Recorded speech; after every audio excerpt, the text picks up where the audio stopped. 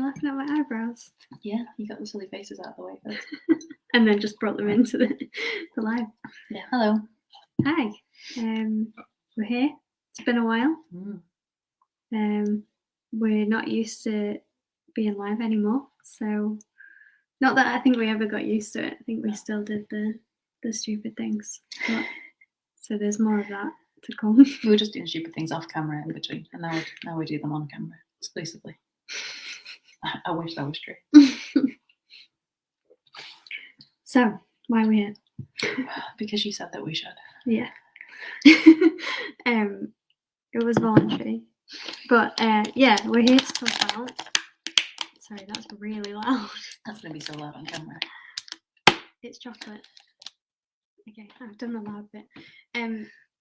We're talking about birth being predictable because how often do we hear women being told birth is so unpredictable and you just don't know what's going to happen, and what about if this happens, and just in case, let's do this.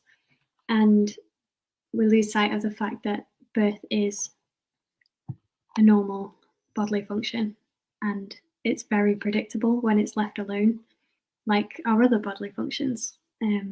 But once they start being meddled with or sped up or have extra pressures put on them, it changes that predictability and makes it less predictable.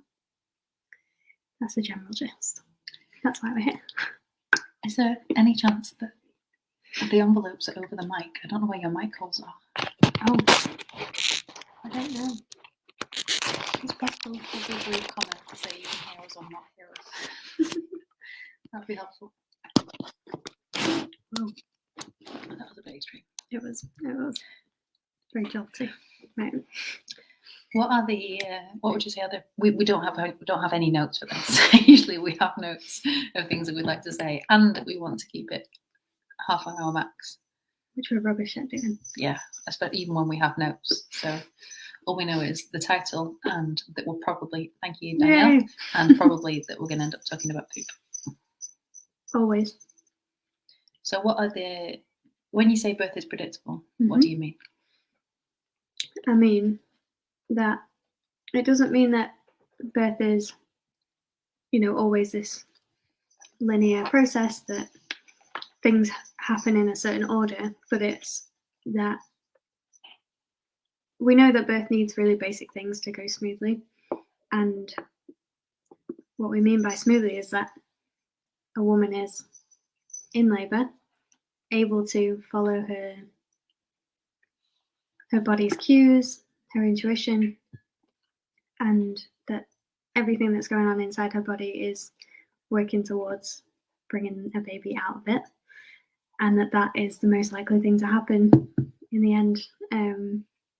The length of time isn't always predictable, but you know that can't be made predictable by bringing things or doing things, if that makes sense. So it's not those bits that are what we're talking about, but that the process itself is fairly basic, and left alone will unfold in a simple way. So where does this narrative that it's unpredictable, where does it come from, and why is it so prevalent? Well, I think we know that women get that narrative from a few places, but mostly from other women who have experienced unpredictable birth, usually meddled with, or in an environment where they don't feel comfortable, or it's come from midwives or consultants who have only ever seen disturbed birth, because it's not undisturbed if there's somebody there who is purely looking for things that might go wrong. So when a midwife that works in hospital, for example, is only ever going to see births that are already disturbed because a woman has moved from her home where she was comfortable and performs all of her other bodily functions. She's moved during labour, which we know is a delicate time and needs basic things, which include, darkness and quiet and warmth, which usually if you're leaving that environment, you're going to come into contact with either light or sound or cold. Yeah. So they're already seeing disturbed labour. So it has already become less predictable than it would have been beforehand. So when that's all they see, then that is the narrative that comes out. And when things happen in labour because of being disturbed, it then becomes part of that narrative as if it was inevitable and that was always a possibility, or that birth is just unpredictable, so we just don't know what's going to happen. But when you look at those complications for what they are, that's fairly predictable. It's not a part of birth, but it's predictable in that if you meddle with a bodily function, it's going to make it change. It's going to make it harder.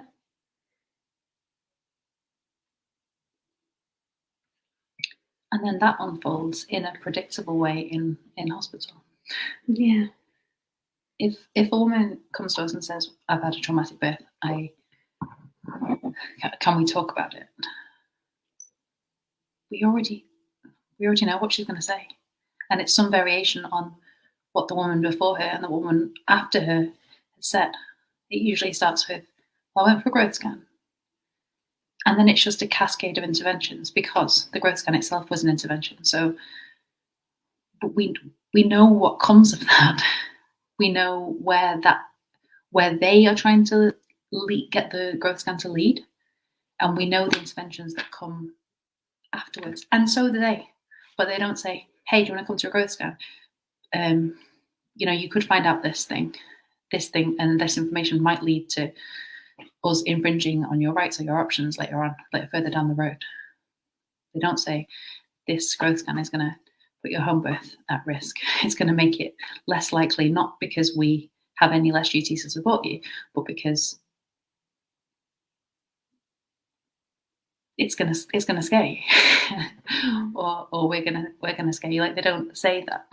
But hospital birth, an interrupted birth, is kind of predictable in that how the cascade of interventions unfold, what this thing will lead to, how this thing will limit your options, and then where that ultimately leads to is a birth that happens to a woman, not one that she chooses, I guess.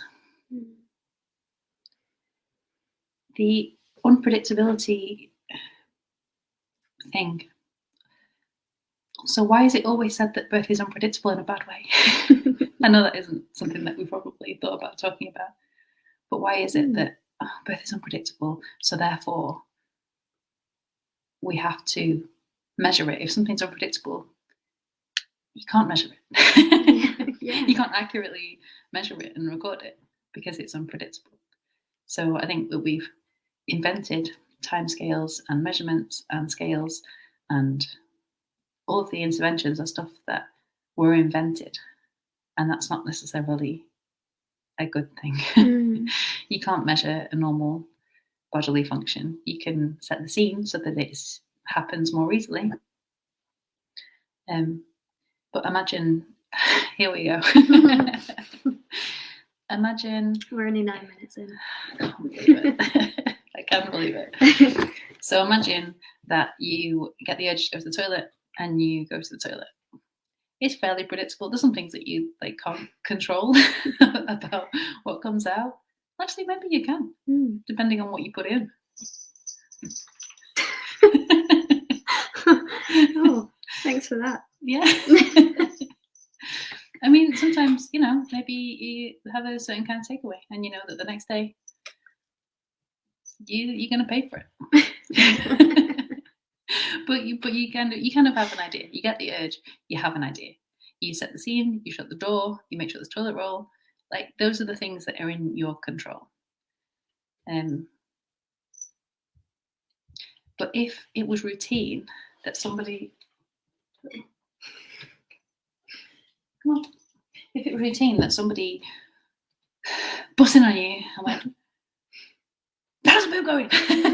Or even if it wasn't even like dramatic, if this came in, it was just like, somebody to check in on how your poop was going. Are you getting the urge to push yet? We just, like, even if it was just that, with none of the... Do you mind if I just take your blood pressure right now? Make sure you're not pooping too hard. Do you mind if I just have a feel? Like, that's a bad time to take a sip. We just, our view count just went down then. If that was routine, we would find that pooping itself would become unpredictable. And if we did that for a few generations, then the narrative would be that pooping is unpredictable. But that's the thing, isn't it? It's those external things that are unpredictable. Like, there's a certain level of, that if someone's bursting in on you or watching you or whatever, it's going to change the process. It's going to slow it down or make it stop altogether. So there's a certain level of predictability there, in that that what might change it for the worse, but left completely alone, it's really predictable, and you're able to respond to what your body needs in the moment. But no, if somebody if someone tried to talk to me through the toilet, the bathroom door while I was having a poo, it would not go well. No.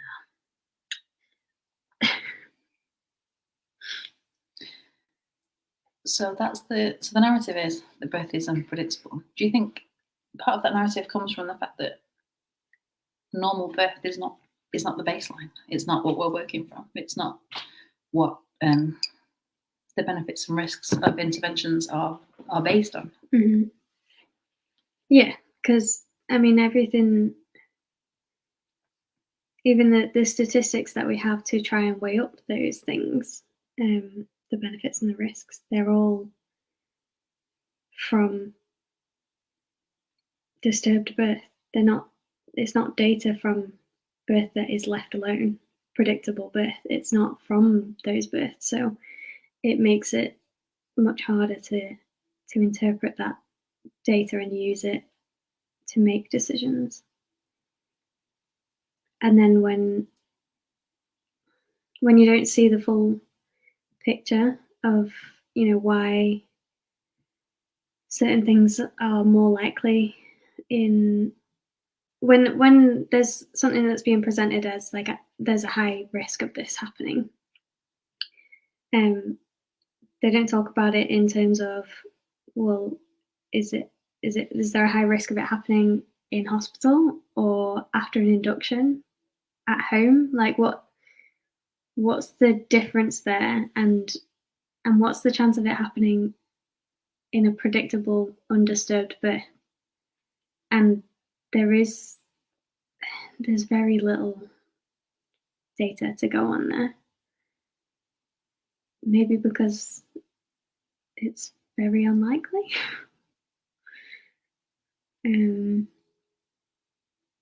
But yeah, where we get our information from most of the time is from medical staff. So there's already their experiences of birth in their setting influencing the way they see birth and the way that their information is passed on there and the language used. So yeah, I don't think that undisturbed birth is the baseline for a lot of those conversations and the data and narrative. It's not really there. So what makes a birth predictable? How can we make birth more predictable? What things can we control? What things can we not control? How do we, should we be aiming for a predictable birth?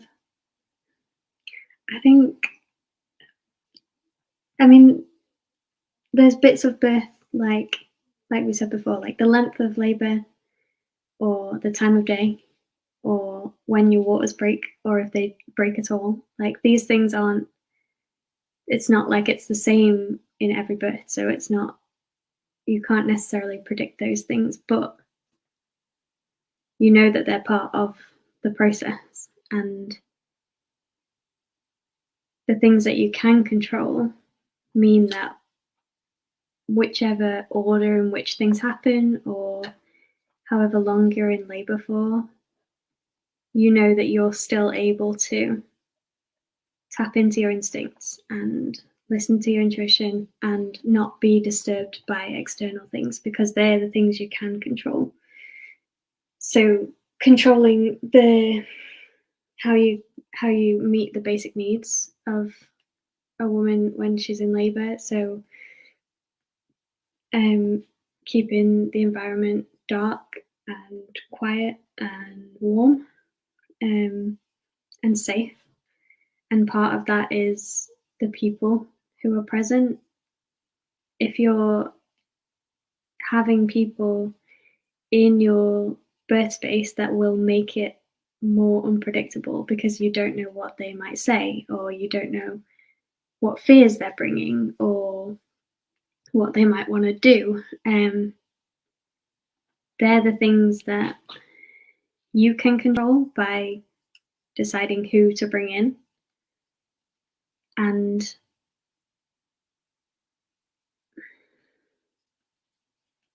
I guess that, knowing that those things, you can't necessarily control what they say or bring or do in your space. So knowing that you can control the boundaries of that space will help to keep birth normal. I can't remember your question. What does rambled on for a while. tell us more about predictable birth and should we be aiming for a predictable birth? And what are the obstacles to that? What things are in our control, what things aren't, which I think you just covered. So should we be aiming for it?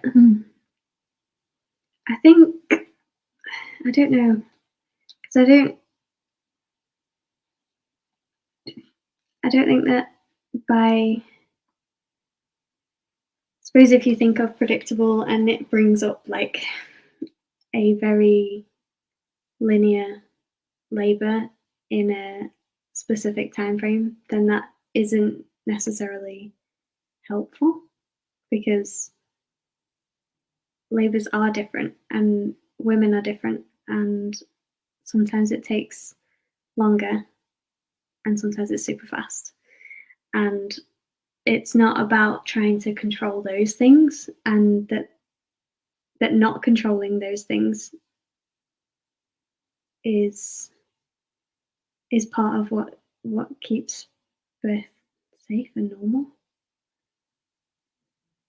What are those basic instincts? No, sorry, the basic needs. I know you just mentioned them, but how can we control for them? Other than controlling the people in your space. Yeah, like what can we ourselves do? Because I think that if we think about what our basic needs are going to be in labour, like guaranteed, like this isn't, I know that each individual woman is special, but you're just a mammal, and every single mammal needs the same conditions to give birth. Like you're very special, but you're not so special that you're not a mammal. So all mammals need the same things, And thankfully, the things that we do need are completely in our control to attain. It might mean stepping off the conveyor belt. It might mean doing something a little bit different. It might mean saying no. It might mean saying yes.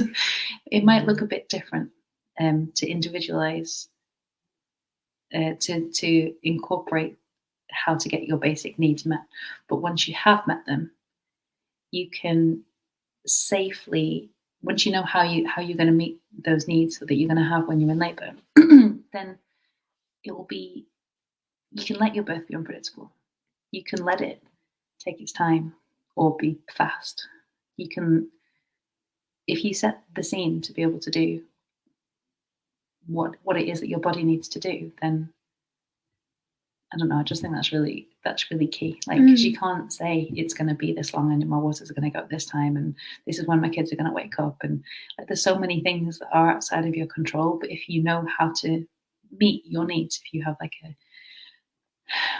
if you set it up so that you can do that, then you can just follow your body, and you might be surprised what happens, and you can look back and go, wow, that's really different to any birth story I've ever heard. But if you meet those needs and think about, with your thinking brain ahead of time before you're in labor, how will I meet my basic needs if my kid is awake, if it happens fast, if it happens slow. If you keep going back to those basic needs, because even though they're basic, they're not basic in a white bread way. God, I've really been talking about bread so much.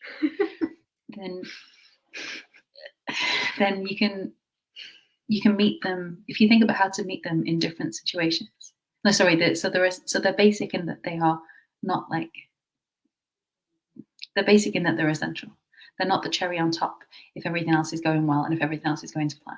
Meet those basic needs first, and the other stuff will follow. The other things will follow. I think that's really important, and that planning for those different scopes of like the time, how long it might take. If you're trying to predict that and only planning for like a really quick labor, then it might feel like having a long labor is somehow not okay, and like you weren't predicting it, so it just came out of nowhere. And I guess, yeah, having that knowledge of how to meet those needs in any length of labor or any time of day definitely will help you to feel safe. Oh.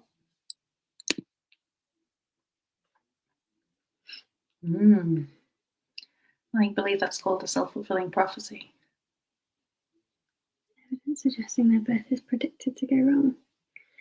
So maybe thinking of, well, you had a PPH last time, so therefore we're gonna control for that and make it less likely to happen. I mean, that's how you make a birth predictable, but not in the way that we're talking about. Yeah, because that's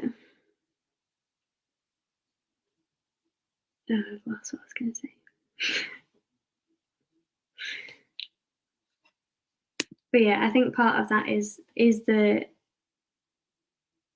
context in which that information is taken from and then put onto all women in all situations, rather than, so like with the example of PPH, that example, the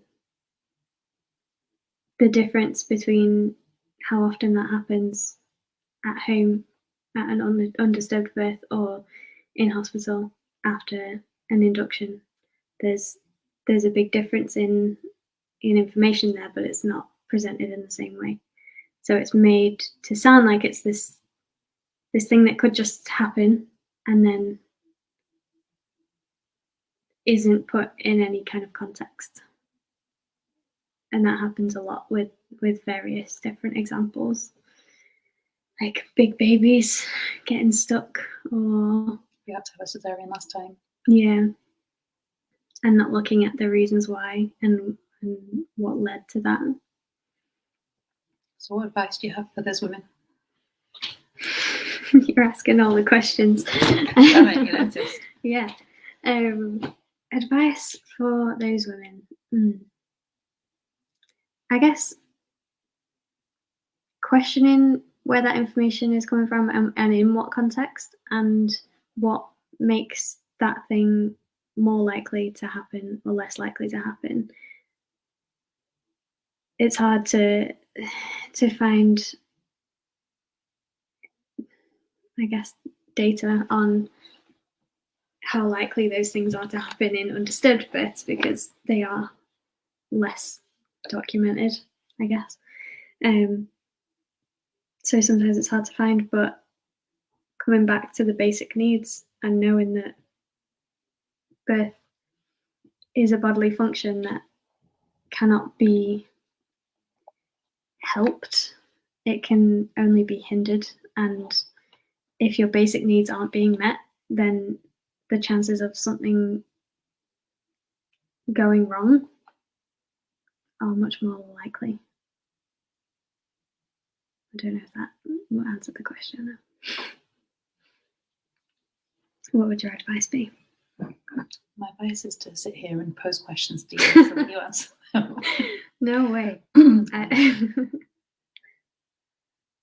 Yeah, I think questioning is absolutely key.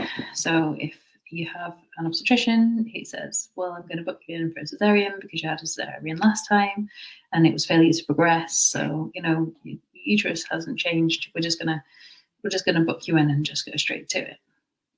Asking the question, so is it more likely that I am gonna fail to progress now after a second baby? Is it more likely in women of my age? Is it more likely, like, why did it happen in your opinion in the first time?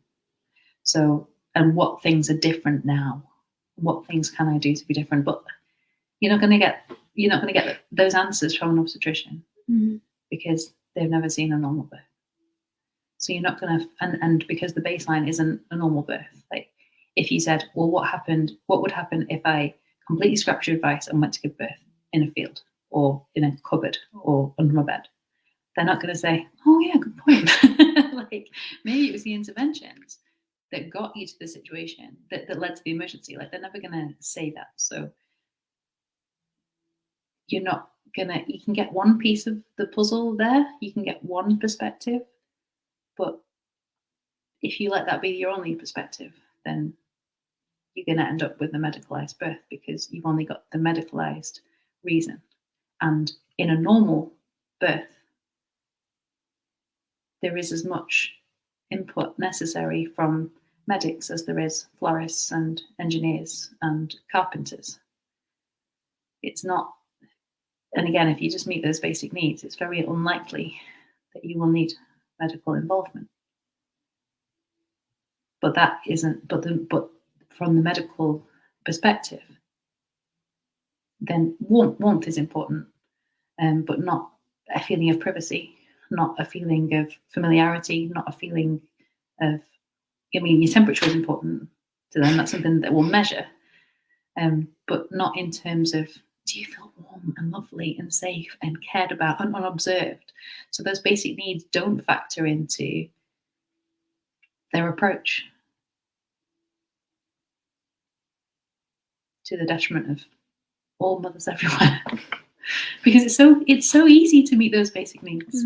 It's so easy. It's just made hard when the model that we are all, I'm not going to say forced. No, I am going to say forced because there is no alternative. That when you are forced through that system, then and there isn't one point in the system which they say, okay, so giving birth is amazing. It'll be the best day of your life. How can we make it better? Like, what can you get from us? Have you thought about how you're going to be warm enough? Have you thought about what's going to make you feel safe? Have you thought about, like, what does unobserved, like, really mean to you? How are you going to achieve privacy if it's the daytime? Like, how Like, that does not come into it, not for one moment. Oh, love that. Yeah, if anyone knows any florist, I'd be cool. Oh, my florist, I've got a florist, she lives next door. You've got a florist. I've got a florist for all my That's so floral fancy. needs. Yeah, it would. I had something cool to say and it's Oh gone. no, I know, banging. But we have been on for half an hour. we have, and that was the goal. Yeah, we're trying not to make really super long videos because that's what we normally do. So hard. Don't be sorry, Danielle. That was banging. It was me. I couldn't wait to just put it up on the screen because it was really good.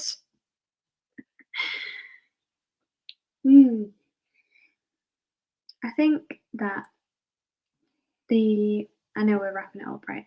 Yeah, it's all right. Let's just have a little postscript. I think the idea that is pushed of birth being unpredictable is to put women off planning for it, to be predictable, or not to be predictable, but to go smoothly. And if we looked at any other thing that we were planning in our lives and thought about all the things that we can't control, we'd probably never plan anything. And what's the point in that? If you plan something, it's the most likely thing to happen. Exactly. Even like with the changing parts, moving parts, even. Because you can do that. If I said, "Do you want to go out for dinner on Saturday?"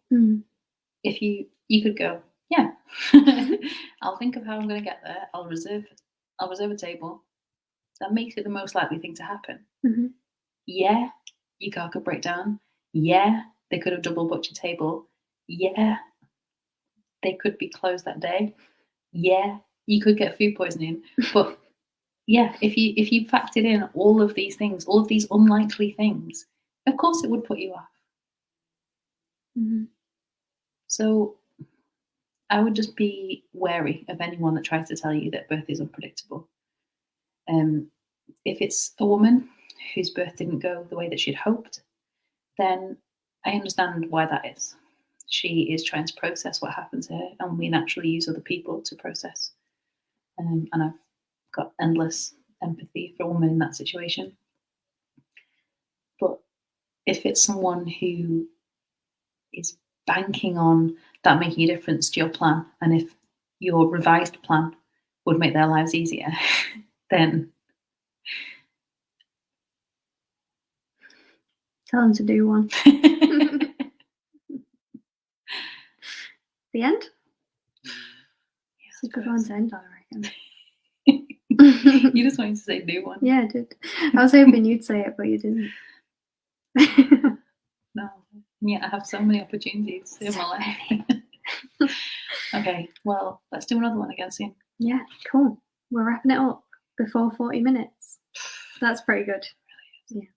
Thanks to whoever's watching. I think it's just Danielle and Lindsay. Thank you so much. And your comments were brilliant. And we'll see you again soon. Let us know if you want to, what topics you might want to talk about in the future, because we can totally do that. Oh, let's just say about our support really quick. Oh yeah, go. No. Do one. Go on, do it in 2 minutes. We have. No, I can't do it. I've run out of steam. What do you mean? What we do? Oh right, okay, yeah. Yes, if anyone wants to talk to us, 1-to-1 about anything, basically. It's actually 2-to-1. Well, yeah, you get 2 for 1. Which is also 2 for none, because you don't have to pay. Oh yeah. Be nice if you did. Brilliant. 2 for nothing. Yeah, if you want to talk to us, send us a message or an email, and we can get something booked in. We do one-off sessions, or we do longer term support. Don't say it. Don't say packages. What did we say instead? Bundles. Oh god, that sounds like a phone contract. Yeah, it is. Longer term support, pregnancy support, birth support, postnatal support, all of the above. groups, community groups, which we post about on our main page, which should be the page you're on now. We're rotating between in-person and online, so keep an eye out for those posts so that you know where they're going to be, and hopefully we'll see you there or in our inbox. Not you in the inbox, but you know what I mean. Amy's made a little donate page, which we'll put underneath this video somehow as well. Yes, I did post it on the page also earlier, but I'll put it in the comments. Cool. So it's easy to find. Cool. The end. The end. Bye.